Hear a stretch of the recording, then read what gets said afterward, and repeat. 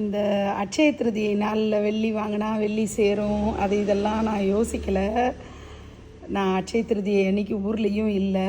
வாசினி பாப்பா கல்யாணத்துக்காக முக்குருணி பிள்ளையாருக்கு வெள்ளி பூணூல் வந்ததுலேருந்து வெள்ளி பூணூல் வாங்கணும்னு ஆசைப்பட்டு இன்றைக்கி அது நடந்தது.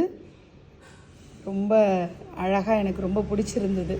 நமக்கு கந்தசஷ்டி கவசத்தில் கூட வரும், முப்புரி நூலும் முத்தணி மார்பும் செப்பழகுடைய திருவயிறுந்தியும் அப்படின்னுலாம் வரும் இல்லையா. முப்புரி நூல்னு எத்தனை முப்புரி நூலுங்க அப்படின்னு கேட்குறாங்க கடையில். எனக்கு அது சொல்ல தெரில.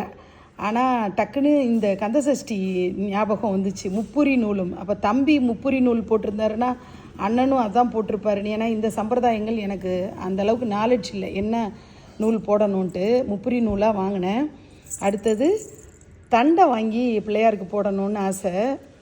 இந்த தண்டையில் நிறைய சலங்கைகள் இருக்கிற மாதிரி குட்டியாக அவர் காலுக்கு அழகாக இந்த தண்டை தான் போடணும்னு நினச்சி போனேன். அதில் கீழே இவ்வளோ சலங்கைகள் இருக்கிற மாதிரி முத்துக்கள் இருக்கிறது. வந்தோடனே எனாமெல்லாம் போட்டு அழகாக அவர் ஜல் ஜல் ஜல் ஜல்னு நடந்துக்கிட்டு அவங்க அம்மா கல்யாணத்துக்கு அவர் அப்படியே சூப்பராக நடந்து அப்படி வரணும், வீடு ஃபுல்லாக பலம் வரணும், அப்படி வரணுங்கிறதுக்காக இது வாங்கினேன். இதுதான் இன்றைக்கி நான் பண்ண ஷாப்பிங்.